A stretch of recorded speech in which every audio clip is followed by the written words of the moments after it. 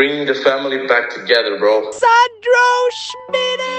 Ich kann es einfach jetzt erzählen. Alright, lass zu. Mir auf den richtigen Weg geleitet hast, auch gezeigt hast, was es heisst, wenn man eine Vision vor dem Auge hat. Ich bin auch richtig stolz, dass du bist. Einfach dein Ding durchziehst. Wenn wir uns wiedersehen, werde ich dir richtig fett eine reinhauen. Hey Sandro, ich find's geil, wie du es machst. Bist stolz auf deine Ziele. Miteinander ist doch einfach am schönsten. Ich hoffe, dir ist bewusst, wo du mich rausgekommen hast. Ich danke dir, Bro. Ich schwöre dir Gott. Das ist «Miteinander», der Podcast mit dem Schmidi. Wenn er jetzt einfach ohne mich macht, aber ist völlig okay. Viel Spaß! Hey zusammen und herzlich willkommen zu einer neuen Folge vom «Schmiteinander-Podcast». Ich bin jetzt schon überfordert. Da kann man auch schauen, Ja, welche ist die? Ich kann jetzt gerade fragen, welche ist für dich die Maincam? Es gibt keine Maincam, wir machen einfach, wir reden ja miteinander eigentlich. Ja, so. Okay, und ihr merkt schon, wir haben heute wieder einen Special Guest mit am Start, nämlich die liebe Lisa Licious, Lizzy, wie man dich so nennt eigentlich. Ja, ich schwöre. Wirklich es hat sich so vieles entwickelt. Und yes, ich habe mega Bock auf die Folge. Ich habe jetzt verdammt lange einen Podcast mehr aufgenommen. Ich bin richtig unregelmäßig dran jetzt. Aber ich habe so voll, weißt, ich habe so voll die Planung in meinem Kopf, so, wie ich es jetzt machen will. Aber manchmal, vielleicht, du kennst es ja auch, du bist ja auch Creatorin so, dass du dann zu viel denkst und zu wenig machst, manchmal so ein bisschen. Und dort bin ich jetzt so ein bisschen am rausgekommen. Genau, aber stell dich doch gerne mal vor für die Leute, die dich noch nicht kennen. So. Ja, hallo zusammen, ich bin Lisa, Lizzy, whatever you wanna call me. Ich bin Streamerin und Content Creatorin auf Twitch, TikTok und Instagram. Und ja, streame jetzt seit ein bisschen mehr als 1,5 Jahren, mainly auf Twitch. Und ja, habe schon mega geile Sachen erleben. Und here I am jetzt. Ich habe richtig Bock. Ich habe auch richtig Bock. Du hast ja selber auch noch Podcasts, richtig? Ich habe selber auch noch einen Podcast, ja. Wo aktuell auch ein bisschen noch Pause ist, glaube ich. Ja, voll. Oder? Okay. Ja, voll. Das heisst auch schon lange nicht mehr mit einem Podcast am Start gewesen. Geil. Aber sonst definitiv auch regelmäßig vor den Cams, finde ich richtig cool. Gerade jetzt letztens vor allem auch gross dafür, wie soll ich sagen, also geehrt wurde, kann man das so sagen? So geehrt wurde. Ja, wegen dem Ding, weißt du, wegen dem Kopf, wegen dem Influencer. Aha, ja. Oder? Ja. Das war geil. Das ist echt mies geil. Sehr nice gewesen. Also du machst hauptsächlich Gaming-Content im Fall? Ja, voll. Okay, alles klar. Und wie bist du eigentlich so ein bisschen, das habe ich glaube so nie gefragt. Was? Wie ich dazu gekommen bin? Wie bist du überhaupt so ein bisschen ins Gaming hineingekommen? Also ich habe einfach gewusst, wir haben uns ja an dem Social Media Event kennengelernt, wo ich noch für meine alte Firma gearbeitet habe. Bin ich quasi als Vertretung dorthin gegangen für die Firma, fürs Connecten und so. Und du für die damalige Firma, glaube ich. Ja, genau. So, und dann haben wir uns dort so kennengelernt, wie wir haben Videos abgedreht für die Firma. Und du bist, glaube ich, aber du bist auch mit jemandem Ich bin mit einer Kollegin dort. Und sind so irgendwie ins Gespräch gekommen und dann über Umwege bin ich glaube mal in deinem Twitch-Stream gelandet oder so. Ja, irgendwie so haben wir uns irgendwie connected. So, genau, und jetzt grosse Auszeichnung. Ja. Also Gaming. Yes. How was it? Erzähl mal alles. Weil ich habe mich ja auch für den Newcomer angemeldet, aber irgendwie bin ich dort nicht so rum. Skandalös im Fall, ich schwöre. Also skandalös irgendwie. Ja, also ich weiß auch nicht. Wie gesagt, eben, es hat safe seine Gründe und einfach nächstes Mal wieder dran. Es hält mich ja nicht ab vom Content machen. Eben, es motiviert mich nur mehr, sage ich mal, als alles andere. Aber bei dir ist es sehr... Bist du überrascht gewesen? Ja.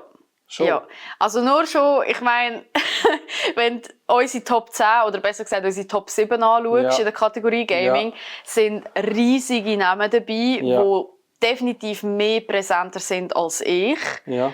Und dann dazu noch in der Top 3 gelandet zu sein, das ist unglaublich. Also, es ist so... Aber das ist voll geil. Aber das heisst doch eben auch gerade, dass du, auch wenn du jetzt vielleicht kleiner bist als die Creator, dass du genau eine geile Community hast, die dahinter steht. Und wie wichtig das eigentlich das Community Building ist, oder? Ja, mega. Erstens das und zweitens ist es auch um den Content gegangen, auch ein bisschen, oder stückweise auch. Ja.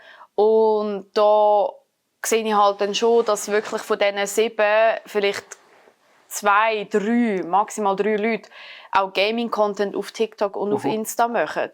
Und da merkst du dann auch wieder so, ja, du kannst streamen, aber der Content, das muss auch wieder ein bisschen stimmig sein, weißt du, was ich meine? Aber das ist ja auch eigentlich ganz etwas anderes. Also Streamen hat ja an sich so nichts zu tun mit Content posten, also in der Regel. Also es sind auch wieder gleich zwei wieder Welten. So wie ich vergleiche immer Insta und TikTok, das sind ja auch zwei komplett verschiedene Welten. Ja. Und Streamen, also live vor der Audience, ist ja nochmal etwas anderes. Ja, das sehe ich. Live vor der Audience ist komplett etwas anderes, aber du kannst natürlich aus diesen Streams mega viel Content rausziehen und stimmt. wiederverwenden. Ja, das stimmt. Aber ich meine, du hockst schon nicht mit der Intention davor, okay, wenn ich mich jetzt verplappere, dann kann ich es nochmal sagen, zum Beispiel, weißt, sondern du bist einfach da und musst jetzt direkt Leute unterhalten. Ja, voll. So. Ja, voll. Oder? Aber das ist so, ja, sehe ich, das ist aber so noch ein bisschen so der Vibe in der Schweiz. Ich bin jetzt so ein bisschen am Umschauen, so, hey, wie machen es die Deutschen? Im Amerikanischen oder im Englischen bin ich noch nie so unterwegs, aber so im deutschen Bereich, wo ich auch ein bisschen am Umschauen bin. Und dort, so die grösseren Streamer, die hocken legit mit der Intention vor der Kamera im Stream, dass nachher ein YouTube-Video daraus entsteht. Das habe ich auch schon gesehen, ja. Und die tun halt einfach, wenn sie, sagen wir, Intro-Outro-Satz komplett verschiessen. Einfach nochmal. Was? Einfach nochmal. Ja, die sagen es dann einfach nochmal. Der Twitch-Chat nimmt sie komplett hops. Ja, voll. Ja, voll.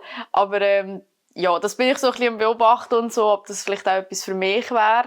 Hast du auch schon überlegt, auf Hochdeutsch zu switchen? Ja. Dann schon. Ja, ich habe es vor allem jetzt im November hure überlegt. Ja. Muss jetzt auch sagen, also ich bin jetzt seit einer Woche, also ich sage jetzt mal, jetzt ist die erste Woche vorbei, wo ich Fulltime streame sozusagen. Also jeden Tag Big streamen. up Fulltime-Streamer. Aber Okay. ja, das ist so die erste Woche und ich kann schon sagen, dass für meine Verhältnisse so zu den letzten 1,5 Jahren mega viele Deutsche dazugekommen sind. Und auch wenn es jetzt einmal im Chat nur 1, 2 sind, es ist immer irgendjemand Deutsches dabei. Ja. Und da bin ich wie so ein bisschen am überlegen, so, hey, soll ich switchen, soll ich nicht switchen, was kommt bei der Community gut an, weil schießt mich natürlich auch an oder ist natürlich auch schade um den ganzen Aufbau von der Community, den wieder runterzubrechen, weil ich jetzt sage, hey Leute, ich werde jetzt auf Hochdeutsch wechseln, um mehr Leute zu erreichen. Ja, ich sehe voll, was du meinst. Und dass die Community meint, so, hey, wir als Schweizer sind da nicht mehr gut genug. Aha, okay. Weißt, meinst du, die würde das so aufnehmen? I don't know. Das ist eben so ein bisschen schwieriger. Und ich habe auch schon mal gefragt, so einfach Community, ich so, hey, was würdest du davon halten, wenn ich jetzt Hochdeutsch streame? Und alle Leute, inklusive sogar die Deutschen, zum Teil, haben gesagt, bleib bei Schweizerdeutsch. Ja. Weil sie finden es lustig zum Zuhören. Sie finden es lustig zum Zuhören und sie sind gerne drin, weil sie gerne zuhören. Machen auch nicht alle. Aber vor allem die Schweizer haben gesagt, hey, bleib bei Schweizerdeutsch, weil das ist so, es fühlt sich heimelig an da und sie fühlen sich wohl da. Ich habe mir das ja auch überlegt mit meinem Content, den ich mache auf Insta, auf Hochdeutsch wechseln. Was heisst wechseln? Ich bin eigentlich ziemlich strikt darauf gefahren, dass ich einfach das Schweizerdeutsch durchziehe. Und klar, könntest du mit dem Hochdeutsch eine grössere Reichweite erreichen, oder? Viel grösser. Und der Punkt, und viele Schweizer machen darum zum Beispiel hochdeutsche Untertitel unter so Videos. Und ich mache dort eben genau extra Schweizerdeutsch. Und das ist eben lustig. Über das habe ich mir gestern und heute so ein bisschen Gedanken gemacht, als ich Contentplanung gemacht habe. So. Jetzt angenommen, irgendjemand kennt deinen Namen nicht, aber in einer Freundesgruppe wird quasi darüber geredet, so, hey, kennst du die so? Ja, nein. Und dann sagt einfach jemand, ja, der immer schweizerdeutsche Untertitel verwendet.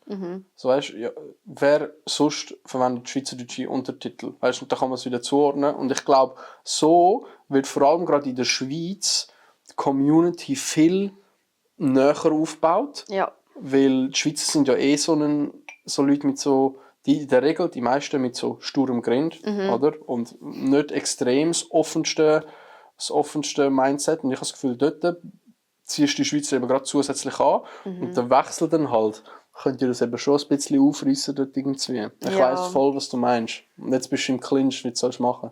Ja, irgendwie ein bisschen schon, aber irgendwie fühle ich mich auch hure wohl auf Schweizerdeutsch. Und vor allem, ich meine, ich bin doch noch relativ klein im Vergleich zu eben anderen Namen in der Streaming-Szene, die auch auf Schweizerdeutsch streamen. Und da habe ich das Gefühl, so, hey, da kann ich noch ein bisschen mehr rausholen. Ich will dort meine Community in der Schweizer Base sozusagen noch mehr stärken, weiter aufbauen. Ja, und mal schauen, wo es mich herzieht. Aber ich habe jetzt da keine feste Ziel oder so, also weißt, so mit Zeitdings oder so, sondern ich schaue wirklich so, wo es mich herbringt. Und wenn ich dann sehe, so, hey, okay, ich stehe jetzt da mit Schweizerdeutsch an, dass ich dann auf Hochdeutsch wechsle. Ja. Wie ist es so in der also eben gerade im Deutschen und so, du hörst ja immer wieder mal so ein bisschen von so Drama zwischen den Leuten und so. Wie ist in der Schweiz so unter den Streamern so das Kooperieren und Miteinander machen, oder ist man da so voll auf Augenhöhe Kampf gegeneinander, so weißt, um den besten Spot, oder sind die Schweizer so verklemmter, wenn es darum geht, Kooperationen dort, oder wie hast du das wahrgenommen? Hey, Weil ich habe keine Ahnung. Ich kenne ein paar kleine, oder? Mit jemandem, wo ich jetzt nächste Woche auch wieder einen Podcast aufnehme, zum Beispiel, wo dann das wird und so. Und ich habe keine Ahnung von dieser Welt und von dieser Geschichte, oder? Ja, also es ist ein bisschen unterschiedlich. Also sicher nicht so fest vergriffen oder so hey, ich will mein eigenes Ding machen, voll ablehnen, sondern die meisten sind mega offen. Haben auch viel kennengelernt aus verschiedenen, also wirklich so, ja, ist es halt einfach so aus verschiedenen Altersgruppen auch, weil die Schweizer Streamer, die ziehen sich von knappen 18 bis hin zu, frag mich nicht, 35, 40. Okay. Und ich habe so ein bisschen mit allen so ein bisschen mal ein bisschen geredet und so. Und ja, grundsätzlich sind sie sehr offen. Aber doch hast du dann bei ein paar Streamer, oder merkst du schon so ein bisschen raus, sie haben so ihre Audience und die nehmen dann auch eher so die Leute, die in die Audience reinpassen. Weißt du, was ich meine? Ja, sehe ich. Ja, oder Teil andere sind halt wirklich so hey, ich würde jetzt lieber ein bisschen mehr Fokus auf mich setzen. Aber das ist voll respectable. Ich meine, das ist alles es kommt dann halt auch immer auf Kommunikation drauf an. Wie tust du das den Leuten sagen? Voll. Wenn du sagst so, hey, nein, kein Bock und so, ich will mich auf mich konzentrieren, dann ist so, okay, weiss ich nicht, Digga. Aber wenn du so sagst, so hey, look, merci vielmals, weißt du, bedankst dich, sagst so, hey, ich komme gerne später mal drauf zurück, aber ich würde gerne, ich tue mich jetzt, oder jetzt momentan bin ich mich auf mich selber am konzentrieren. Und möchte da voll Gas geben. Geil. Ja, aber es ist so dramamässig. Es ist sehr, zum Glück sehr freundlich. Sehr freundlich. Wirklich. Okay. Also. Ist auch noch Love. Ja, wirklich. Die Szene ist ja verhältnismäßig, wie hast du gesagt, auch noch relativ klein, oder? In der Schweiz. Es geht. Schon? Es geht, im Fall. Also, wenn du denkst, im Fall, es hat hure viele Schweizer Streamer unterwegs. Ja, aber ich glaube, sorry, wenn ich dir so falle, aber ist das nicht dann eben irgendwann der Punkt, wo es nachher auf Hochdeutsch wechselt? Ja, es hat viele, wo eben schon von Anfang an auf Hochdeutsch streamen. Und dann nachher fragen so, oder eben, ich bekomme viel die Frage, wieso streamst du nicht auf Hochdeutsch? So, ja, ich bin in diesem riesen Pool nur noch ein kleinerer Fisch. Du musst umso mehr rausstechen. Und wieso nicht den Advantage usen, von unserer kleinen Schweiz genau diese Leute abzuholen? Fix. Wieso nicht das brauchen? Das ist genau das, was ich auch denke. So der Support mal haben, mal eine Community, wo Leute hinter dir stehen, wo den Shit geil finden, was du machst. Und dann wirst du nämlich auch irgendwann können in Zukunft expandieren. Es ist eher ein Game für im Long Run. Und nicht so, klar kannst du in kurzer Zeit sehr schnell an Reichweite gewinnen, je nachdem, was du machst. Da hat es genug Beispiele, die das zeigen. Ja.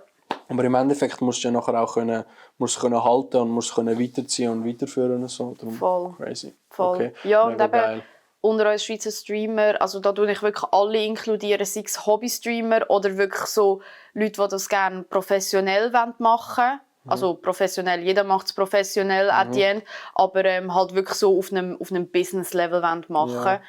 Da merkst du schon auch den Unterschied, aber ich meine grundsätzlich sehr, sehr friedlich.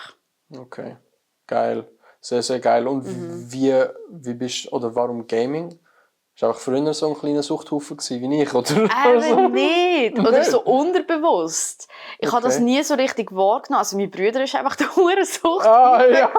Und das hat sich dann ja so übernommen, oder was? Nein! Also schau, es ist so, früher haben wir hure viel gegamed. Also sei Ja. es von Nintendo 64 Wow. bis auf Wii und Ja. alles. Also weißt, es hat alles so ein bisschen mit dem angefangen, so unterschwellig. Mhm. Dann haben wir mal eine PS2 gehabt, PS3. Aber dort haben wir nie, also was wir zum Beispiel nie gespielt haben, ist FIFA. Wir haben nie FIFA gespielt. Wir haben immer so Familienspiele gespielt. Ja, aber FIFA ist auch Rotz. Ja, eben. Danke! Sorry, Sonny hat jetzt niemand Sorry gehört. zusammen. Aber ja, eben, wir haben wirklich so Familienspiele gespielt und so. Und dann irgendwann später, also wirklich der Knackpunkt ist dann gekommen. Der Knackpunkt. Oder so der, wie sagen wir das? So der Umschaltpunkt. Frag mich nicht, oder wie sagen wir das? Der Klickmoment, oder was? Der Klickmoment? Der Knackpunkt. Ja, der Knackpunkt, so dann. Ja, okay, ja. Oder- Ich weiss, was du meinst. Ja. Also, ich kann jetzt fast sagen, also Chat. Yo, Chat! Yo, Chat! Danke Nein. für den Follow! Geil! Das ist so gewohnt einfach, weißt du? So gewohnt. Ja, nein, jedenfalls so der Punkt ist gekommen, dann, bei Corona. Bei Corona, weil da sind wir alle daheim ja. Oder so kaum ist so Corona gekommen. Mein Bruder hat immer gegamed. Das weisst, er hat einen PC daheim gehabt, sein ganzes Setup, der hat mich Tag und Nacht wach behalten, weil er genau neben mir das Zimmer hatte. Und seine Tastatur. Ja, okay. So, Alter, ich bekomme jetzt dann wirklich Aggressionsanfälle. Ja. Ja, irgendwann habe ich meinen eigenen PC genommen. Das ist einfach zurückgegeben. Ja, also mein Freund hat zuerst noch einen geholt. Ja. Und nachher dachte ich auch so, wow, voll geil und so. Und dann so eigentlich, wieso denke ich so, ja, wir könnten das gemeinsames Hobby haben. Ja. Und dann hat er mir meinen PC zusammengestellt, also zusammengebaut und alles. Und dann habe Geil. ich angefangen, dann ist er ins Militär. Tschüss! Und dann habe ich dann angefangen League zu spielen. Oh nein, jetzt wirklich mit Es hat dem mit League angefangen. Ah, alle, die das YouTube-Video nicht gesehen haben, das ich gerade aufgeladen habe, den Recap-Vlog von der Switzerland noch nicht gesehen, die können das abchecken, das Ja, ist wirklich. lustig. Jetzt haben wir auch so ein bisschen unsere Experiences mit Gaming auf ein neues Level gekommen, weil ich sage Ja. so, nein. Ah, easy, dann ist das in der Corona-Phase alles so ein bisschen ins Rollen gekommen, eigentlich auch mit dem Streamen und allem. Streamen noch nicht. Noch nicht? Nein, Okay. streamen noch nicht. Ich wollte, aber dort irgendwie eben mit dem PC und so. Aha, und ich habe mich ja. dort auch noch nicht so fest damit auseinandergesetzt. Plus auch mein Setup war dort wirklich so on a budget gewesen. Ja. Fix. Streamen hat dann erst angefangen vor, ja, also die Interesse zum Streamen vor etwa 2 Jahren. Da hatte ich noch den alten PC gehabt, und nachher irgendwann war es dann auch wieder so, so hey, ich will wirklich damit anfangen, ich finde das geil. Und dann habe ich angefangen zu sparen und habe mir dann einen neuen PC dann zusammengestellt. Voll geil. Ja, und jetzt, seitdem bin ich dran. Das ist so eine Materie für sich, so einen PC selber zusammenstellen. Es ist geil. Ja, aber ich habe gar keine Ahnung von dem. Ich auch nicht. Ich habe Kollegen dafür. Hast du dir machen lassen? Sorry, ich muss das Mikro schnell da neu Ja. positionieren. Irgendwie startet es da so ein bisschen komisch ab. Egal, das funktioniert schon. Tipptopp. Crazy, Ja. aber das ist geil. Und jetzt bist du in dem Fall 2 years, 2,5? Das ist Nein, noch nicht ganz. Also wirklich streamen tue ich ja erst seit Februar 23. Ja. Ja, das ist ja jetzt in 2 Jahren. Ja. Das ist auch Das ist schnell crazy. gegangen. Sehr, sehr schnell Alter. gegangen. Aber wann war denn das Event, wo wir uns... Hast du dort gerade fresh angefangen? Hey, ich muss Nein, jetzt dort gerade hast du gleich schnell... irgendwie schon 500 Followers gehabt, nicht? Mal, dort habe ich auch schon gestreamt, weil ich halt mit ein paar Leuten darüber geredet habe. Let me think. Das Das ist ist aber irgendwie- im Das war im Herbst. das ist in im dem Fall. Herbst. Das war letztes Jahr im Herbst gewesen. Wenn du dem überlegst, Fall. das war erst letztes Jahr im Herbst gewesen. Dort habe ich knapp etwa ein halbes Jahr, 3/4 Jahr gestreamt. Stimmt, ja, du hast recht. Das war letztes Herbst. Gewesen. Ja. Okay. Ja, wie die Zeit vergeht. Ey, das ist crazy. Hure schnell. Ja. Krass. Wie ist es so auf dieser Journey jetzt? Ich mache ja Mindset-Content, oder? Wir müssen das auch ein bisschen reinbringen. Ja. Es ist ja... Ich glaube, viele Leute, die jetzt da zuschauen, bin ich überhaupt noch im Bild, ich weiß gar nicht.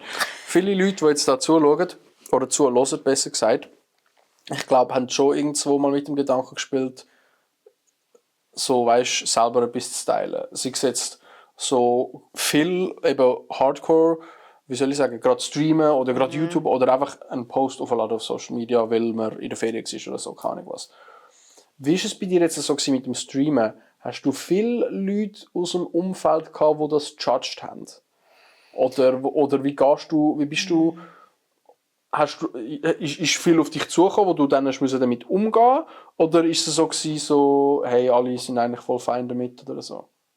Also beim Streamen per se war eigentlich immer voll fein, weil ich ja schon seit längerem auf Social Media selber auch aktiv bin. Also ich habe wo TikTok damals noch Musical.ly war, oh Gott. dort habe ich ja schon angefangen, aber Gott. dort habe ich halt nicht gestreamt, sondern wirklich einfach nur den Videocontent gemacht. Aber dort hast du den Account so richtig crazy aufgebaut, oder? Ja, voll. Ja, Krass. voll. Und ich meine, ich war dort zwischen 15 und 17 gewesen. Ja. Und habe das wirklich aufgebaut und alles. Und dort habe ich dann auch schon ein bisschen gemerkt, eben so, wie mit Social Media umgehen. Und dort bin ich viel gejudged worden aus dem Umfeld. Ach schon? Dort war es dann cringe gewesen. Es war komisch gewesen, dass ich das mache. Wieso machst du so komische TikTok-Dances oder so Lip-Sync-Videos? Ist doch mega komisch. Und dort hatte ich schon ein bisschen Mühe damit gehabt. Und aus dem konnte ich aber mega lernen. Dann nachher beim Streamen, ich so, hey, schau, das ist etwas, was mir Spass macht. Das ist etwas, was mir Spass macht und das lasse ich mir von niemandem nehmen. Voll. Deswegen gebe ich, also blöd gesagt, grundlegend einen Fick drauf, was andere denken. Klar, jetzt aus dem engen Umfeld, wenn jetzt irgendwie jemand kommt, hey, musst vielleicht auf das achten oder so, weißt du, so ratgebend. Nehme ich das sehr gerne an. So aber positive einfach so, Kritik. Genau. Ja, voll. Aber nicht irgendwie so, hey, es ist mega cringe, was du machst, wieso machst du das? Weißt du, das gebe ich mir nicht. Ja. Ich glaube, das ist eine allgemeine Einstellung, die einem sehr weit bringen kann oder die einem viel, viel weiterhilft. Weil sonst lässt du ja alles an dich herankommen und im Endeffekt machst du ja Zeug nicht für andere, sondern machst es ja für dich. Genau. Weil es dir Spass macht und weil es dir Freude macht. Aber dann bist du nicht reingestartet mit der Intention, ich möchte das Fulltime machen, sondern einfach so, hey, lass mal machen und einfach Spass haben. Und dann irgendwann, wo ist so der Punkt gekommen, oder was ist der Wendepunkt gewesen, wo du gemerkt hast, hey, eigentlich würde ich das gerne Fulltime machen oder eigentlich würde ich mit dem gerne mein Leben oder meine Zukunft finanzieren? Das war so der Punkt gewesen, wo ich wirklich gemerkt habe, jetzt... Also weißt, hure viele Leute sind plötzlich so ins Stream hineingekommen. Es sind immer wieder die gleichen Leute gekommen, die nicht aus meinem näheren Umfeld sind. Okay. Und halt eben, also das ist mega materiell gerade, aber es ist halt doch etwas, wo extreme Appreciation auch zeigt und wo mir mega präsent bleibt, ist halt, dass Leute donated, um mich weitermachen. Oh, wow, so habe ich es noch gar nicht überlegt. Krass, Also weißt, nicht nur zum Beispiel Subs oder Bits, sondern ich habe ja ein Donation-Ziel drin. Und zum Beispiel etwas, wo ich mir wirklich lange gewünscht habe, ist 2 neue Monitore mit einem Monitorstand. Ja. Und das ist halt doch schon recht ein Investment und so. Voll. Und wirklich, das ist herzig, aber 2 Leute haben das mainly wirklich möglich gemacht. Oh, so 2 cool, Leute haben extrem viel daran gespendet, haben gesagt, hey, ich will dich sehen gross. Ich will dich gross sehen. Ja. Ich will dich am liebsten jeden Tag sehen, live, weil ich schaue dir so gerne zu. Und dort war so der erste Wendepunkt, wo ich gesagt habe, das will ich wirklich mal Fulltime machen. Geil.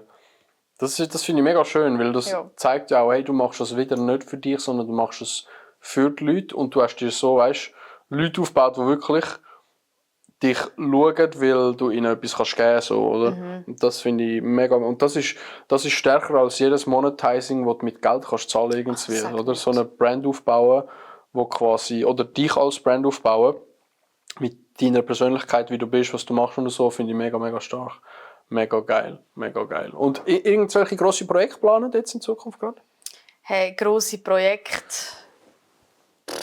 Also, ich bin näher an der Planung, einen Sabathon zu machen. Vielleicht willst du schnell erklären, was das ist? Ein Sabathon läuft so, und zwar startest du mit einem Timer, ich sage jetzt mal 24 Stunden. Der läuft die ganze Zeit runter und sobald jemand subbt, geht zum Beispiel der Timer um 10 Minuten rauf.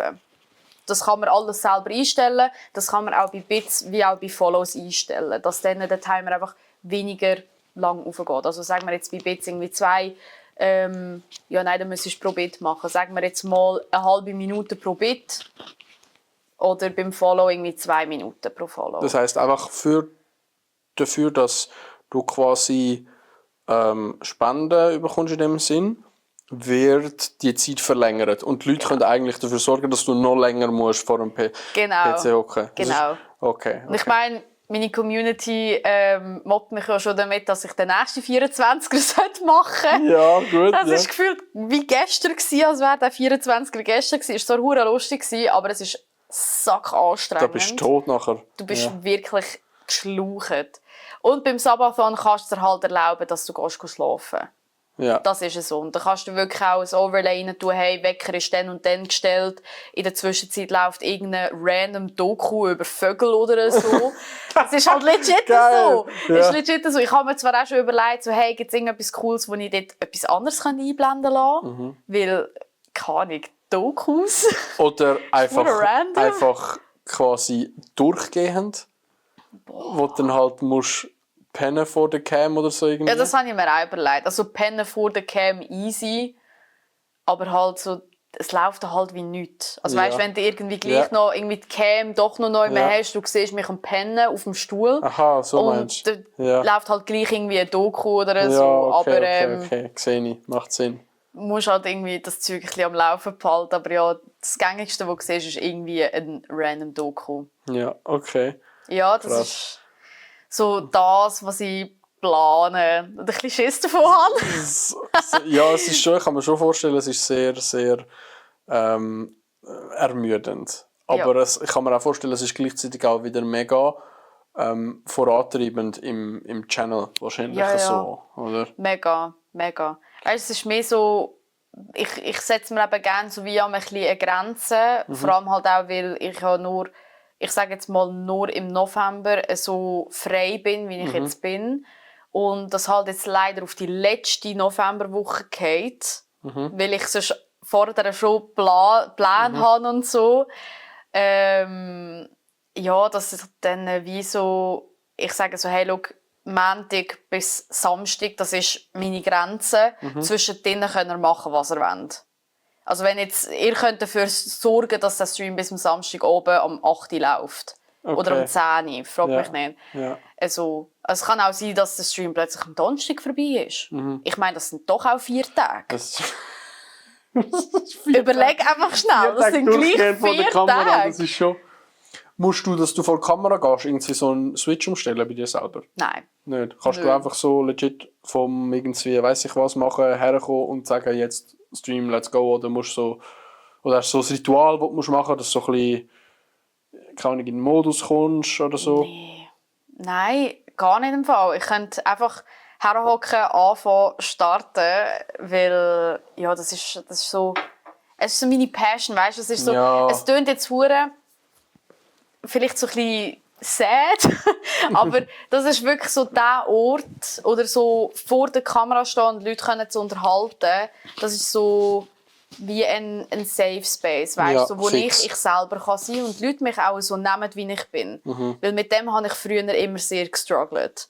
Und jetzt so die Bestätigung von Leuten zu bekommen, hey, wir finden dich geil, wie du bist. Ja, voll, und wir schauen dir gerne zu. Das ist wirklich so, einfach so das Safe Space, das ich habe.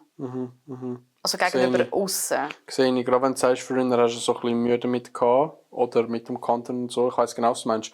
Ich bin zum Beispiel, ich habe immer noch heute auch ein bisschen das Problem, dass so People pleasen. Ja. Weißt du, dass du so ins Bild passen oder ins Schema reinpassen. Ich bin da die ganze Zeit das Fell am Streichen. Ich finde das so geil. Für all die jetzt nicht nur zulassen und zuschauen, die sehen das gar nicht, aber wir haben da auf dem Sofa haben wir so ein Fell liegen. Und ich bin da die ganze Zeit mit beiden Händen voll am Betatschen, so am Streicheln. Er ist voll into it. Genau. Wo bin ich stehen geblieben? Aber People Pleaser. People Pleaser, genau. Und das abzulegen ist mega schwierig, aber fällt dir einfacher, sobald du, oder ist mir einfach einfacher gefallen, sobald ich gemerkt habe, ich habe Bestätigung, das ist jetzt eigentlich mega, es ist mega, wie nennt man das, mir fällt das Wort nicht ein. Es ist mega das einfach das Gegenteil quasi, wenn du Bestätigung dafür bekommst, dass du einfach auch so gut bist, wie du bist quasi. Und jetzt sagt man wieder, hey, aber du hast ja gleich wieder Bestätigung für das. Ja, aber es ist ein anderes Gefühl, weil du merkst, wenn du ein Leben lang oder die ganze Zeit quasi darauf gehst, hey, komme ich in dieser Gruppe gut an, hey, was denken die echt von mir, hey, finden die mich echt komisch oder so irgendwie, dann hast du eine Scheissfreude, wenn du einfach mal etwas machst quasi, einfach so, wie es für dich passt und nachher kommt, hey, mega nice oder hey, mega cool. Ja. Also irgendwie. Klar, in dem Moment tust du es wieder aufs Kompliment stützen, aber du merkst dann, hey, ich kann anfangen, mich selber sein und es ist okay so zum Beispiel. Oder? Und es ist wie so, also ich weiss nicht, wie es bei dir war, aber bei mir ist es gar nicht so eine Offenbarung oder so, weißt, so oder so offensichtlich, so, oh mein Gott, ich bekomme die Bestätigung, ich kann ich selber sein, sondern es ist so ein schleichender Prozess gewesen, am Anfang, mega schüch und so, weißt, also mega schüch, halt schon unterhaltsam und alles, aber so du hast wie ich müssen warm werden und es ist so ein schleichender Prozess gewesen, wo du plötzlich so irgendwann, wenn du dann so zurückschaust, merkst du so, holy shit, ich bin mega comfortable mit mir selber geworden. Ja. Und so die Entwicklung, du merkst das selber gar nicht, weil du das so im Unterbewusstsein durchgehst. Ja, voll. Das ist wie nicht so eine Zielsetzung, sondern das passiert einfach. Ja. Und entweder lässt es zu oder halt nicht. Das stimmt, du bist viel mehr auf den Weg fokussiert in dem Moment, als wirklich auf das, wo du gerade eigentlich stehst. Dass du dann, sobald du mal irgendwie damit konfrontiert wirst, so head-on, dass du merkst, oh shit, krass, vor einem halben Jahr hat es anders ausgesehen. Also, oder das war bei mir letztes Jahr genau das Gleiche gewesen. Mega, mega geil. Finde ich richtig cool. Richtig, richtig cool. So ein paar Infos von Twitch und wie man das macht. Das ist, ich bin mir auch am Überlegen, auf Twitch streamen im Fall. Ich glaube, das wird auch etwas, was in Zukunft, das Fall ist so geil, ich sag's dir. Das ist auch etwas, wo in Zukunft auf jeden Fall kommen wird. Richtig, richtig nice. Jetzt muss ich schnell einen Timecheck machen. Ich habe immer an meinem Mikrofon rumfummeln. Wir sind jetzt... Okay. Geil, wir sind eine halbe Stunde dran. Perfekt. Ich habe etwas vorbereitet. Ja. Okay. Die Leute, die zuschauen, die sehen es. Die anderen, denen muss ich schnell erklären. Ich habe hier eine Box. Weil eben, der Podcast ist ja so ein bisschen... Oder der Podcast, und mein Content ist allgemein so ein bisschen um Mindset, Dankbarkeit, Persönlichkeitsentwicklung etc. Und auch so ein bisschen mehr Awareness zu schaffen für das in der ganzen Schweiz oder einfach allgemein. Und natürlich bist du wahrscheinlich auch mit der Intention dahin gekommen, dass der Podcast so ein bisschen auch tiefgründigere Fragen hat. Und ich habe da so eine Box mit Fragen. Und was ich jetzt einfach gesagt habe, wir müssen Abwechslung ziehen und wir müssen immer beide die Frage beantworten. Okay. Nice. Bist du down? Ja, safe. Alles klar, ich bin gespannt. Okay. Yes. Willst du selber mischen oder soll ich mischen und du ziehst einfach eine? Okay. Du darfst mischen. Alles klar. Ich bin gespannt. Ich kenne natürlich die Fragen, ich habe sie rausgepickt. Also ich weiss jetzt nicht mehr jede auswendig. Ja. Aber es hat wirklich cooles Zeug drunter. So, wo man gerade ein bisschen vielleicht so einen auch so ein bisschen aus der Fassung kriegt. So. Aber es sind mega spannende Themen. Also, draw a card. Und wenn du kannst, direkt auf Schweizerdeutsch. Ui. Wow.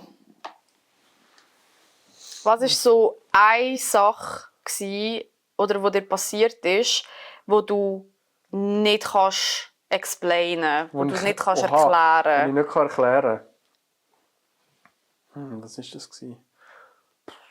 Hey, bei mir ist es so, ich habe nicht so eine Sache, die ich nicht erklären kann, aber ich habe immer wieder im Laufe der letzten Jahre ganz viele so kleine Sachen gehabt, wo ich für mich einfach so gefunden habe, das kann jetzt nicht sein. Oder das ist irgendwie, muss da etwas anderes im Spiel gewesen sein, dass das so kommt, wie es genau gekommen ist. Oder ich habe mega viele so zum Beispiel, dass ich an etwas oder jemanden denke und nachher zum Beispiel eine Nachricht von dieser Person auf dem Handy habe. Ich weiss nicht, ob du das kennst oder so, oder die Leute, die das zulassen. Und das habe ich mega oft. Und das sind so Sachen, wo irgendwo durch kann ich es mir nicht erklären. Gleichzeitig habe ich aber schon das Gefühl, es hat seine Gründe oder es hat irgendwie mit Frequenz oder weiss ich was zu tun oder so. Aber es ist so, keine Ahnung, wie das jetzt genau zustande kommt. So bei mir, so Sachen zum Beispiel. Ich weiss nicht, aber so ein fixes Ding. Das ist irgendwie noch schwierig, etwas, was ich mir nicht erklären kann. Vor allem so aus dem Stegreif aus einfach gerade. ich bin der Meinung, es gibt für fast alles eine Erklärung. Ja. Oder? Aber einfach Sachen, die ich zum Beispiel nicht darüber weiss. Zum Beispiel das Handeln von einem Menschen oder so. Da gibt es sicher Sachen, die ich mir nicht erklären kann. Aber wenn ich im Kopf von dieser Person wäre, dann würde es wahrscheinlich Sinn ergeben. Oder wäre es wahrscheinlich logisch. Ja. Aber so... Das ist mega schwierig. Das ist genau die Frage, die ich gehofft habe, kommt nicht so früh. Also, Nein! hast du etwas? Hey, eben so ähnlich wie bei dir, auch so irgendwie so, eben, so auf Zufall denkst du jemand und dann bekommst du Nachrichten von dieser Person. Ja. Oder jetzt halt auch, ja, was soll ich sagen, auch so...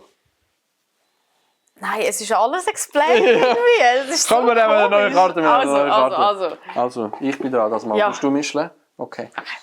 Ich habe wirklich, das ist so ein Spiel eigentlich, wo man so Karten kann ziehen kann. Ich mache aber, glaube ich, aufs nächste Mal mache ich selber noch so ein paar Karten. Ich hätte, glaube ich, auch noch ein paar geile so Fragen so, diesbezüglich.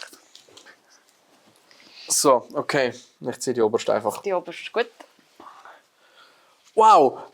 Okay. Welchen Titel würdest du dem Kapitel von deinem Leben geben aktuell? Wow! Das ist eine geile Frage. Das ist Wow. eine sehr geile Frage. Wow! Das ist sehr... Ich habe 2 Sachen. Ja, heraus. 2. Halt einfach auf Englisch. Ja, Wo wir gerade heraus. sind, so Rising to the Top. Ja.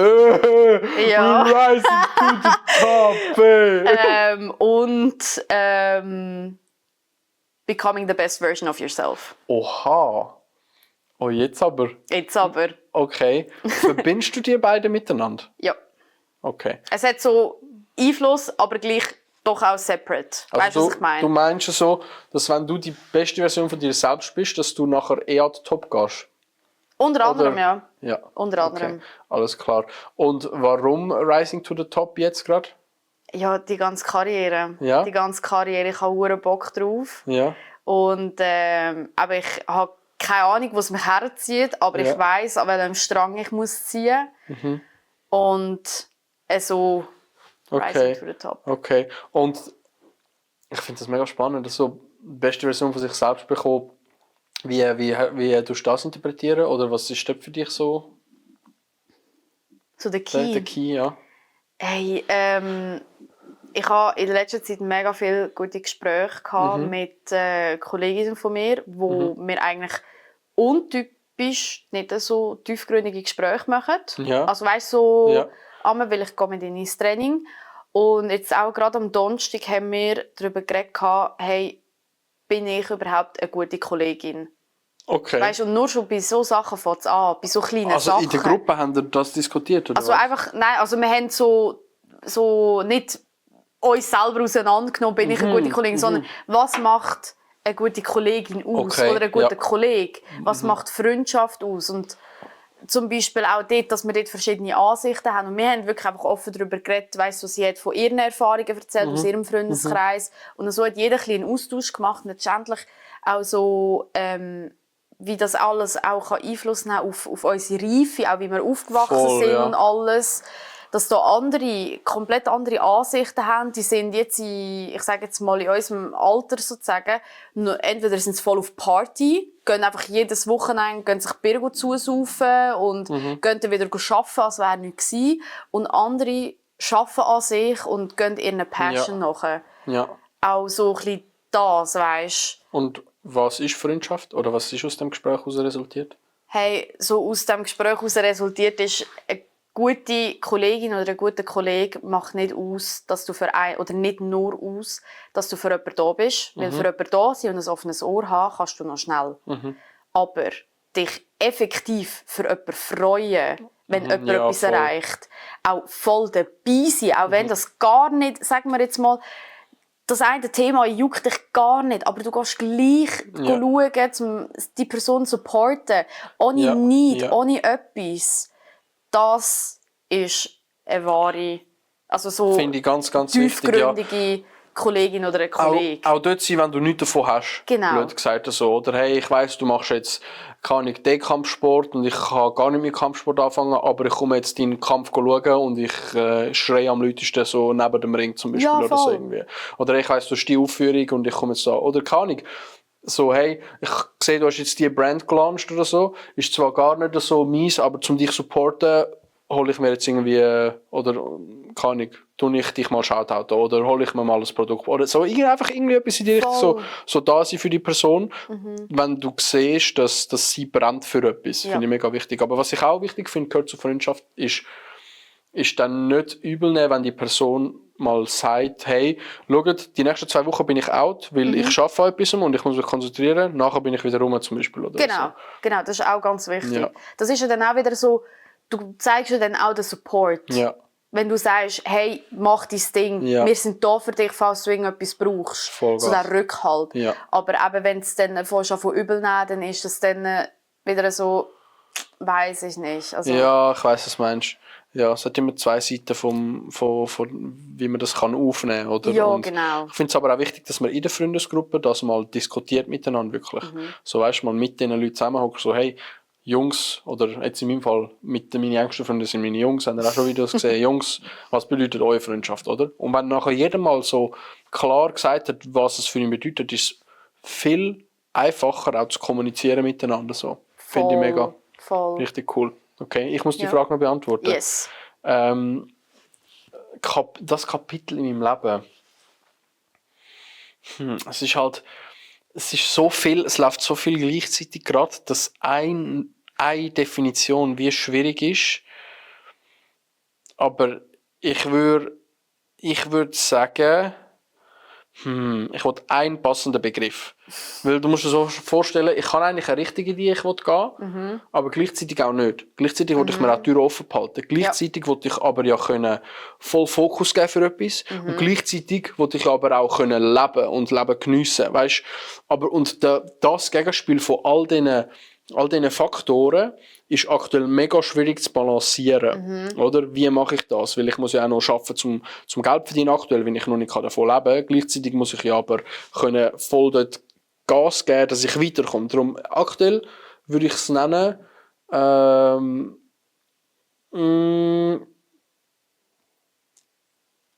ich nenne es, wie nennt man das?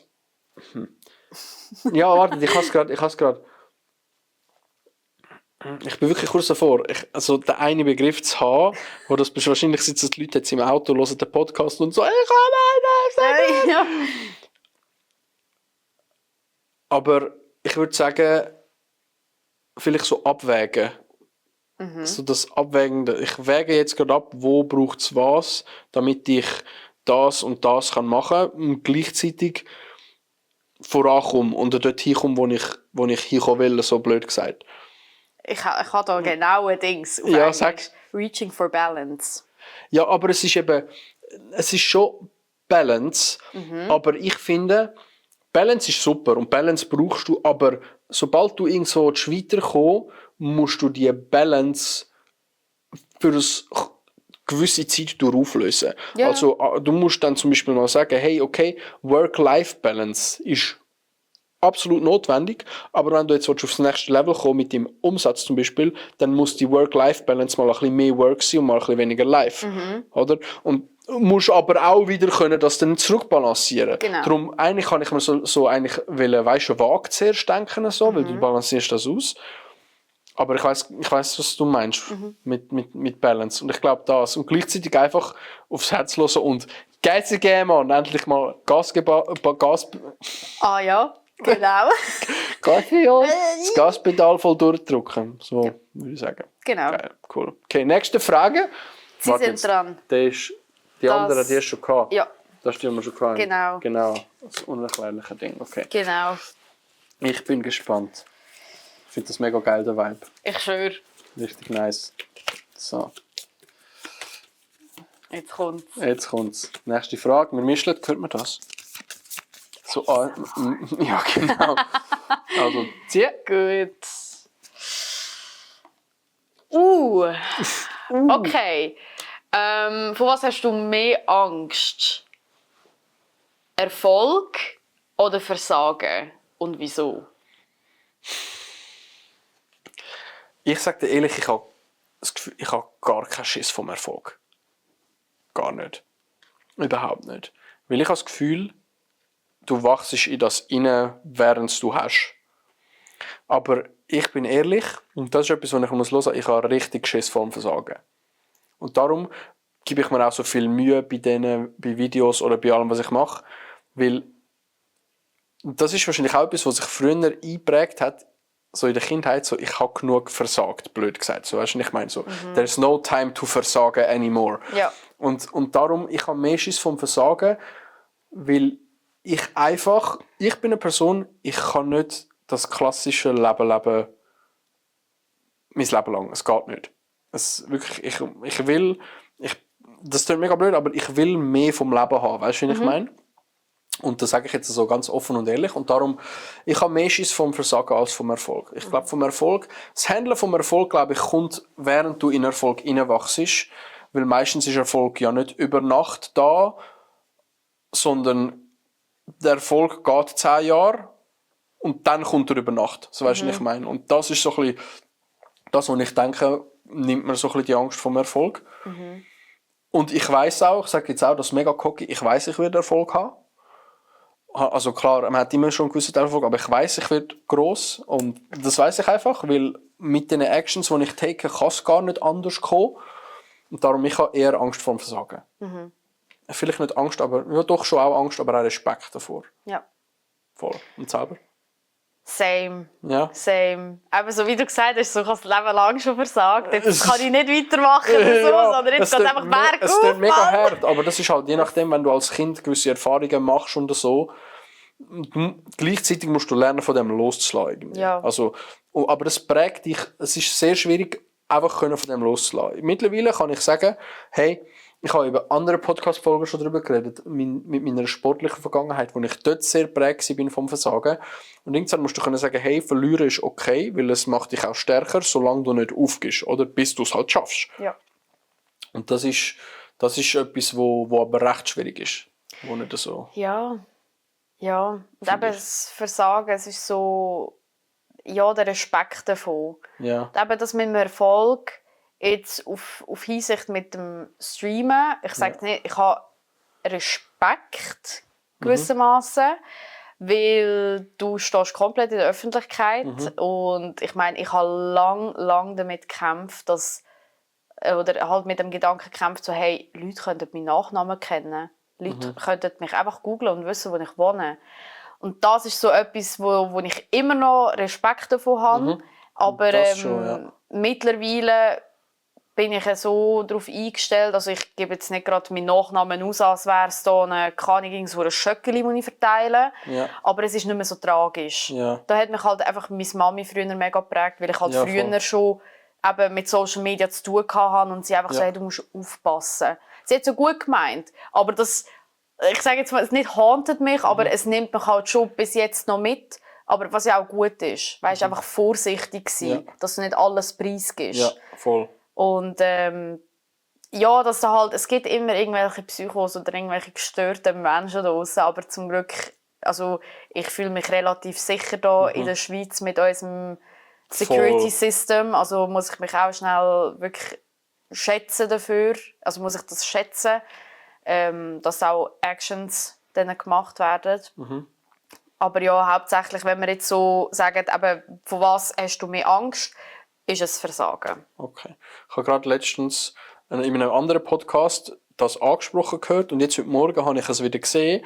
Es gibt so eine Werbung, die früher ausgestrahlt wurde, ich weiß nicht, ob du die kennst, im Fernsehen, wo so eine Mutter die Haustür aufmacht und nachher sind zuerst so 4 so Rocker dort und sagen so, wo ist der Klaus? Dann sagt sie so, ja, der ist im Zimmer oben und dann lädt sie die einfach rauf. Dann kommen da so 4 so P-Darstellerinnen, sagen, hey, wo ist der Klaus? Und oben und so. Und nachher kommt irgendwie so einer mit der Knarre reingezeckelt, schießt alles kaputt und sagt, wo ist der Klaus? Und sagt auch oben. Und nachher kommt so ein älterer Herr und sagt so, ist das die kleine Mia? Und dann ist die Tochter von der Frau dort und sagt sie so, und jetzt so ein Plüschhals, dann sagt sie so, wow, das ist ein schöner Hals, komm, ich zeig dir mal einen richtigen Hals. Und die Mutter tut so die Tochter so mitgehen, oder? Und nachher kommt so mega prägnant so der Aufdruck, so einen Text, und eine Stimme, die sagt, im echten Leben würdest du deine Kinder schützen, dann mach das auch im Internet. Ja. So für Eltern, oder? Und das hat mich damals mega geprägt, wenn ich das gesehen habe. Und darum bin ich eigentlich immer auch sehr gerne ein bisschen vorsichtig mit Daten und so umgegangen. Jetzt, heutzutage, ist meiner Meinung nach schon alles, also du kannst nicht mehr, also das ist schon alles draus. Also du kannst wenn du etwas über jemanden herausfinden, dann findest du es raus. Voll. Und darum gehe ich auch ein bisschen lockerer damit um. Eben, wie gesagt, ich gehe jetzt nicht alles im Internet umrühren, so, aber ja, ich weiss genau, was du meinst mit dem Daten ein bisschen schauen und so. Aber ich fühle mich auch relativ sicher in der Schweiz. Ja. Voll. Nochmal schön klatschen. Okay, perfekt. Sehr gut. Wir sind zurück nach dem, nach dem kurzen technischen Problem. Ja. Eben, wir behalten die Frage, die wir so beantworten, dann einfach für uns. Gut, Ja. und machen die nächste. Bist du dran mit ziehen? Ja. Ziehst du. Ziehe ich jetzt. So. Okay. Oh Scheiße, was heisst Invincible? Unantastbar. Ja, also unantastbar, ja, Unverletzlich. unverletzlich, unberührbar, einfach ungugus. Ungugus. Bist du Okay, gut. Ja. Wenn du diesen Moment schon erreicht hast, wann war der Moment, wo du das realisiert hast? dass ich ungugus bin? Dass du ungugus bist. Letztes Jahr, 2023, ist das gsi. Voll. Dort, wo ich in meine tiefe Selbstfindungsspirale gegangen bin. Dort habe ich gemerkt, als ich dort rausgekommen bin, es kann alles passieren, aber wenn du mit dem richtigen Mindset und mit der richtigen Einstellung durchs Leben gehst, kann dir passieren, was will, und du kommst immer wieder raus. Immer. Das war letztes Jahr. Mitte letztes Jahr, als ich mit Content angefangen habe. Nice. Und bei dir? Hast du es schon herausgefunden? Ey, einen Weg ja, aber ich spirale immer wieder so ein bisschen zwischen dem, hey, ich bin unantastbar oder unverletzlich, und da habe ich jetzt wieder einen verletzlichen Moment. Oder weißt du, etwas, wo mich wieder so ein bisschen setbackt. Ich bin nicht an dem Punkt, wo ich permanent auf dem bin, sondern halt wirklich so, es ist...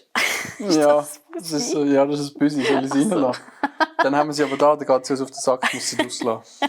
Okay. Das Büsi kommt, ja. Nein, und ja, ich kann das nicht. Es ist so rumgerecht irgendwie. Ich sehe und hört es wahrscheinlich nicht, aber im Hintergrund haben wir die Katze da hinten, die an der Tür so voll am Ausrasten ist gerade. Das ist einfach so. Okay, ich lasse dich schon rein. Ich kann nicht mehr. Es tut einfach sehr lustig. Ja, voll. Busi! Ja, Busi! So, das ist Ist sie aber gerne auf dem Fell? Oder er? Was meinst du? Ist sie gerne auf dem Fell da? Oder auf dem Nein, Sofa? das habe ich vorher tatsächlich erst hergetan. Ah! Weil es da Flecken auf dem Sofa hat. Oh. Habe ich gefunden, ich decke es ab.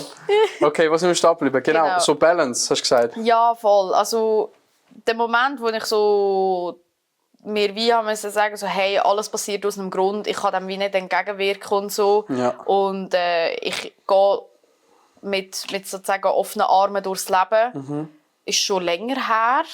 Ich könnte jetzt aber nicht genau sagen, wann. Es war nicht so ein bahnbrechender Moment gewesen. Ja, es war auch wieder so eine schleichende Erkenntnis gewesen. Ja, voll. Aber gleich switche ich ab und zu zwischen so «Scheisse, da könnte ich mehr geben» oder «Scheisse, da könnte ich das und dieses und so». Und so ein bisschen die Spiral, wo ich gerade ein bisschen durchgehe. Voll, das kenne ich. Wenn du so denkst, okay, Alter, ist das der Scheiß Ernst? Dann du schnell Crowd ein bisschen unterhalten. Also, hi Chat! Ja, falls ihr es noch nicht gesehen habt, Arcane, die 2. Staffel ist gerade rausgekommen. Sehr geil, sehr geil. Unbedingt am Schmidt sein neues YouTube-Video schauen, Recap von der Switzerland. Sehr empfehlenswert, geht eine halbe Stunde, absolut eine halbe Stunde lang.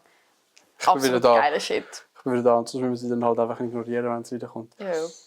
Genau, haben wir die Frage so abgeschlossen. Wir haben sie abgeschlossen. Perfekt, next one. Hui. So. Wie ist das für dich so, mit anderen Leuten so Deep Talks Ich zu finde das, führen? ich liebe es. Schon? Aber es würde noch viel tiefer gehen, glaube ich. Ja, Oder? das Wenn schon. es da noch so dunkel wäre und dann eben, wir arbeiten am Setup, ich würde eigentlich wirklich gerne so einen fixen Ort haben oder vor allem noch ein Mischpult mit Mikrofon, das du hebst für die Audioqualität, weil ich habe da jetzt immer an meinem Mikrofon rumgelungert und so und das ist halt schon nicht so geil. Aber hey, alles mit der Zeit. Alles Aber mit der Zeit. kommt alles eigentlich eins nach dem anderen. Wir arbeiten dran. Ja. Welche Frage versuchst du dir aktuell in deinem Leben am meisten zu beantworten?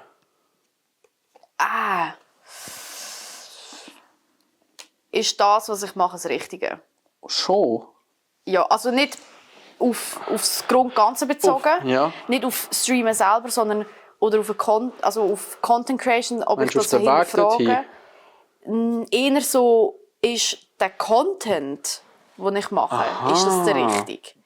Weißt du, weil Ja. so, das halt wie, ich weiss, du könntest mehr rausholen, aber ich bin noch nicht an dem Punkt angekommen, Ja. so, wo oder Ja. wie. Voll. Ich weiss, was du meinst. Du bist jetzt an die Grenze gekommen wieder, wo jetzt wieder musst durchpushen, dass der nächste Mega-Boom kommt, quasi so, oder? Und wie dass du das jetzt genau schaffst. Ja. Ich merke das aber auch bei mir. Und zwar, dass ich merke, hey, mit dem Content, ich mag meinen Content, aber ich will mehr. Ich möchte grösser, ich möchte krasser, ich möchte besser, also nicht besser, aber ich möchte vielleicht schon ein bisschen besser noch. Und jetzt ist so die Frage, okay, aber wie oder was braucht es, dass ich da durchstoßen oder was braucht es, dass ich durch die Barriere quasi die hure Katze, was braucht es, dass ich durch die Barriere durchkomme, Ja. blöd gesagt, oder? Und das ist auch eine Frage, die ich mir aktuell stelle, tatsächlich. Es ist so. Eigentlich so fun. Ich hoffe, das hört man auf dem Ding. Ich finde es so geil. Ah, Das ist super. Der aber ganze ja. zweite Teil vom Podcast zu Sau wegen der Katze. ey. Ich kann nicht mehr, Alter. Aber ja, ich Sie frage wird mich. auch part of the team sein. Ja, Mann. sie möchte auch da sein, aber dann Ja. tut sie da die ganze Zeit. Ja, ich weiss, was du meinst, die Barriere durchzubrechen und mache ich das Richtige. Ich habe mich auch gefragt, ich möchte ja auch nicht nur Mindset-Content machen. Ich möchte ja auch. Hey, jetzt geht es mir auf den Sack. Die geht auf Jetzt- Gas. Was? Ja, das ist normal. Weißt du, was ich jetzt mache? Was? So, von was sie Angst hat. Unsere Katze hasst den Staubsauger. Er kommt jetzt mit dem Staubsauger, Leute. Oh mein Gott. Die Arme. So, sie Aber ist gut, weg. wir können nicht richtig aufnehmen. Wir können nicht richtig aufnehmen. Prioritäten setzen. Sorry, Busi. Jetzt kommt sie wieder, oder was? Weiss nicht. Man hört es in 5 Minuten wieder. Ja. Ja, zurück zu der Frage. Ich wollte ja auch meinen Content und so schneide ich es dann halt raus. Ich weiss, dass der Podcast steht eigentlich für ungeschnitten, aber es war jetzt ein bisschen sehr wild gewesen gerade. Und ich bin auch am Überlegen, weil ich wollte ja gemeinsam Content machen, aber ich möchte auch können, weißt, so Behind-the-Scenes-Zeug machen oder Format in die Schweiz bringen mit meinem persönlichen Touch, wo aktuell nur in den Staaten und in England oder so sind. Und dort sehe ich einfach riesen Potenzial in der Schweiz, weil du alles so Gruppen hast du in der Schweiz nicht. So eine Gruppe wie The Sideman, eine Gruppe wie Beta Squad oder irgendwie die Amis, was der Logan Paul und so machen, finde ich wirklich geil, was sie machen. Jetzt mal abgesehen von den Personen, die dahinter stehen, einfach das, was sie machen zum Teil, wirklich sehr, sehr, sehr geil. Und so etwas würde ich gerne in der Schweiz machen. Voll. Und Ding hat es ja auch so ein bisschen probiert oder macht da Heads Agency mit den Swiss Influencer Games da oder wie die All-In Games. All-In Games. Mega geiles Format. Ja, habe ich cooles wirklich sehr, Format. sehr, sehr geil gefunden. Ja. Die Umsetzung habe ich gefunden, ist mega gut, aber verbesserbar. Zum Beispiel, was ich mega geil gefunden hätte, wäre dort, wenn man eine YouTube-Serie daraus gemacht hat Ja. oder so. Wäre hammergeil gewesen. Ja.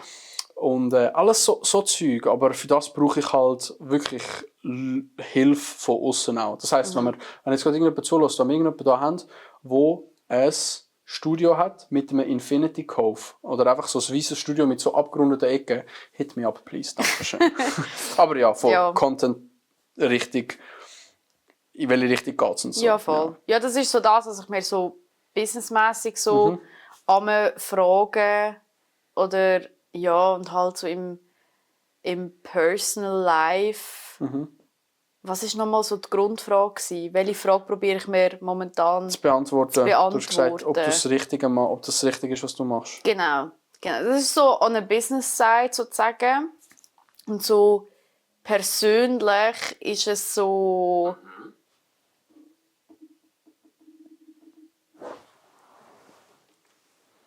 Und persönlich... persönlich ist es, glaube ich, so wie ein bisschen... ja... So... nicht stehe ich mit beiden Beinen im Leben, sondern mehr so... Wo stehe ich momentan? Also weißt so, wir sind, also ich bin jetzt 23, stehe mitten im Leben, wohne in einer eigenen Wohnung mit meinem Freund und so. Das ist alles easy. Aber was mich mehr beschäftigt, ist so mein Umfeld. Okay. Mein Umfeld. Ja. So bin ich dort auch wirklich richtig aufgehoben. Das ist so ein bisschen die Phase oder so, ja, wie so ein bisschen der Punkt, wo nicht auf einen Schlag auf den nächsten passiert, sondern es ist auch so eine lange Reise, wo du wie so ein bisschen rauskristallisierst, hey, wer gehört zu deinem Umfeld, aber wer sind wirklich gute Kollegen und Kolleginnen für dich, zu wem kannst du immer halten. Und ich sage jetzt, es klingt jetzt mega blöd, oder wer ist halt mehr, schon ein Kollege, aber mehr so auf Bekanntschaftsbasis. Weißt du, was ich meine? Ja, ich weiss genau, was du meinst. So dieser Wandel. Ich habe zum Beispiel verschiedene Umfelder für verschiedene Sachen. Ja, voll, oder? same. Und das merke ich auch. Es ist auch so die Frage, hey, mit welchen Leuten sollte ich mich umgeben, dass ich erstens mal, oder dass man zum einen Karriere weiterkommt, zum anderen, wie soll ich sagen, so herzenstechnisch, wo kann ich mich ausschütten, welche Leute sind für mich da, mit welchen Leuten kann ich einfach eine geile Zeit haben. Und das sind so ein bisschen die zwei Main-Faktoren. Welche Leute bringen mich aktuell weiter karrieretechnisch und welche Leute sind der Support, der sonst auch da ist, oder? Wenn du das natürlich verbinden kannst, mega geil. Denke ich, kannst du auch in der Regel, je nachdem. Aber aktuell, ich bin in so vielen quasi Gruppen, weißt, zum Beispiel, oder so vielen Umfeldern unterwegs, dass ich mich zum Teil auch frage, hey, ist das zielführend? Ja, voll. Oder will ich dann da noch Zeit haben und dort noch will und dort noch muss dabei sein und da noch, oder nein, nicht muss dabei sein, aber da noch soll und so und so. Und dann ist auch mal die Frage so, hey, dann auch, was wir vorher gesagt haben, das mit dem Priorisieren. Bei meinen Jungs zum Beispiel, da kann ich sagen, hey Jungs, ich bin out jetzt einen Monat, ich habe das und das und die sind, let's go Bro, mach dein Zeug. Oder nachher kann ich mich zum Beispiel in ein Umfeld begeben, wo für mich jetzt zum Beispiel content-technisch oder so, zum Beispiel wie da, wo mich wirklich pusht und voranbringt. Und darum schätze ich auch die Freundschaft, die wir haben, so extrem, weil ich das Gefühl habe, es ist wirklich auch nebst, ich nenne es jetzt Business, etwas, wo wir können auch, weißt, rausgehen und eine geile Zeit haben und uns aber wieder daran erinnern, so hey, so gib gut sein, so weißt du, was ich meine, oder das und das und das könntest du machen. Und das ist so ein bisschen, ja, so ein bisschen wieder die Balance zu finden zwischen den verschiedenen Leuten, den verschiedenen Gruppen und so. Das ist so ein bisschen das. Und bist du dann am Aussortieren, oder? Nein.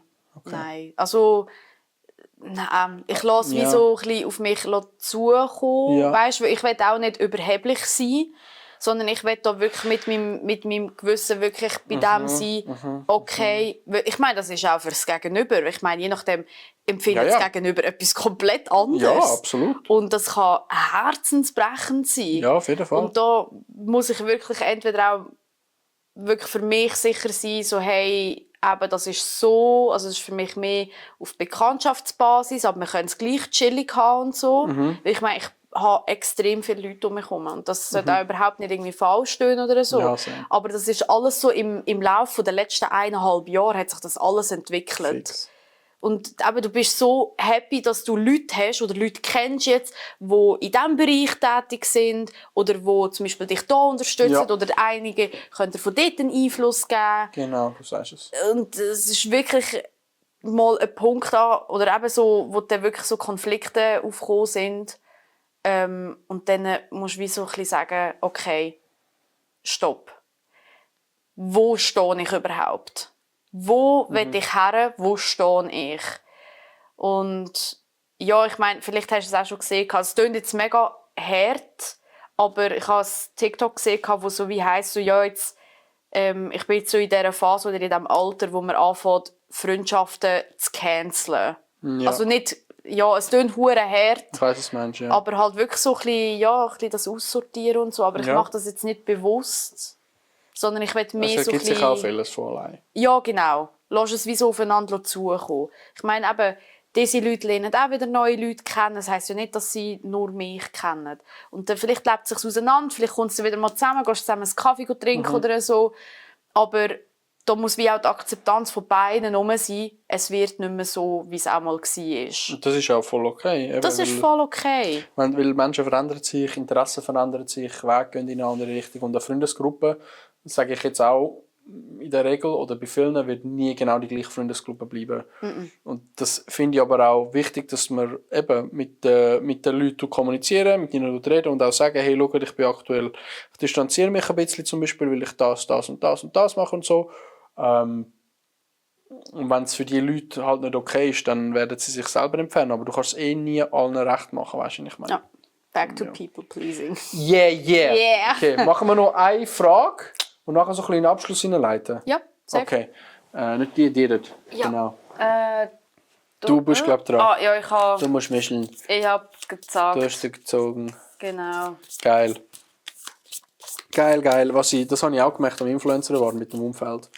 So mit können Leute dort reden und connecten und so für die Zukunft, die vielleicht geil wird. Es hat ja auch hure gern gemacht dort. Ich meine, es ist auch perfect place for it. Ja, absolut. Aber ich bin absolut so neben So, der Spur. ja, gewesen. alles ist ja easy. Ja. Dafür am Montag dann vielleicht. Hä? Was ist am Montag? Ich habe einen Freelancer-Auftrag bekommen für Hey! das Selfie-Hotel, das eröffnet. Hey! Content machen. Geil, sehr Und da geil. sind ganz viele Mikro-Influencer eingeladen. Das ist cool. Die Katze ist wieder da. Ja, ich habe sie gesehen. Also, wir machen die letzte Frage und dann ist finito. So. Let's go. Okay. Was würde dein jüngere Ich nicht glauben über dein Leben jetzt? Oh, Was eine geile Abschlussfrage! Ja. Was eine geile Abschlussfrage! oh, mein jüngeres Ich würde niemals glauben. Also, ich sage jetzt mal so, ich habe so 3 Phasen von also so, ich habe mein wirklich kleines Ich, mein Vorschul-Ich sozusagen, oder so gerade so 1., 2., 3. Klasse. Dann geht es so ab 3. Klasse bis Sek oder sogar so Lehre. Dann gibt es mein jetziges Ich. Und mein allerjüngstes Ich würde ultra ausflippen, dass ich an diesem Punkt angekommen bin. Oder wieder an diesem Punkt so ein bisschen herkomme, wieder so sein wie früher. Ja. Und mein mittleres Ich wäre ultra stolz, dass Mega ich aus cool. diesem Mindset rausgekommen bin. Richtig geil. Weil, ja, mein ganz kleines Ich, das ist so mein Goal, wieder dorthin zu kommen. Das Verspielte, das Offene, das Lustige. Einfach sein, wer du bist, Mann. Ja, es voll. juckt niemand. Fix. Finde ich mega cool. Ja. Mega geil. Das ist sicher auch so ein bisschen etwas. Einfach so, weißt du, dass Leben und Leben lassen gleichzeitig können etwas nachgehen, aber einfach mit deiner Art und deiner Persönlichkeit so. Oder bei mir, ich werde auch immer gefragt, hey, möchtest du dann gross werden oder möchtest du einen Impact haben auf die Leute? Und ich sage immer ja, aber mit der richtigen Sache, mit der richtigen Intentionen möchte ich erfolgreich werden. Oder nicht mit irgendeinem Gugus, sondern wirklich aus dem Richtigen raus eigentlich. Und zum auf die Frage zu kommen, was mein jüngeres Ich niemals glauben würde, ich glaube, dass ich jetzt den Impact habe, den ich aktuell habe. Und ich glaube es selber zum Teil auch nicht. Und das ist aber eine weirde Konstellation, weil irgendwo durch habe ich immer irgendwie schon gewusst, dass ich irgendetwas mache in die Richtung. Oder dass ich irgendwie einen Impact haben werde, aber ich habe es nie so klar vor Augen gehabt, wie ich es jetzt aktuell habe. Also ich habe noch nie so klar gesehen, wo das ich stehen will, wie jetzt aktuell. Und das, glaube ich, wäre sehr, sehr beeindruckend für Kleinschmiede. Wahrscheinlich. Vielleicht auch noch sonst der Weg, wahrscheinlich auch der Weg, wo ich gegangen bin, dahin. Das vielleicht noch eher, als wo ich aktuell stand, sondern der Weg, wie ich dazu gekommen bin, würden sich auch denken so, Bro, what the fuck, weißt du, so, was ist da noch ein Abstecher und da noch, aber it's fine, ist alles gut. Ich sage immer, es kommt alles genau so, wie es kommen muss. Voll. Sehr, sehr, sehr nice. Love Und it. mit diesen Worten denke ich, wenn wir den Podcast geil abschließen. Ja. Oder? Hey, danke vielmals fürs Einschalten, danke vielmals fürs Zuhören, für die geschaut haben, danke vielmals fürs Zuschauen. In Zukunft werden mehr Podcasts kommen. Checkt bitte gerne Lizzie ab, Lisalicious auf Twitch, wie auch auf Instagram. Ich denke, das sind so die Handles, die man muss teilen muss, wo am aktivsten bist. Und dann die letzten Minuten überlasse ich dir. Mir? Ja, du machst auch. Die letzten Minuten gehört am Gast. Oh mein Gott, jetzt bin ich überfordert. Ja, danke schön, dass ich auch da sein durfte. Danke, dass wir auch über ein bisschen andere Themen, also eben so wirklich coole Themen, ein bisschen tiefe Themen, haben können reden, die aber auch wichtig sind. Also auch an die Zuschauerschaft, Zuhörerschaft sind offen dafür, auch darüber zu reden mit jemandem. Ich hoffe, ihr habt natürlich eure Bezugspersonen. Aber es ist extrem wichtig, den Austausch zu haben. Weil nur so kannst du auch an dir ein bisschen arbeiten, wenn du auch ein bisschen mit anderen dich austauschst, ein bisschen Inspiration holst. Und ja, bin sehr dankbar für das Gespräch gewesen. Und auch, eben auch für die Freundschaft, wie du vorher gesagt hast, wirklich mega, mega geil. Und ich glaube, die Minute ist jetzt auch schon wieder rum. Wir können etwa 3 Minuten schneller, aber scheißegal. Merci vielmals, das war mit Schmittermann. Schmittermann. Das war mit Schmittermann. Peace out. Love you, Bro.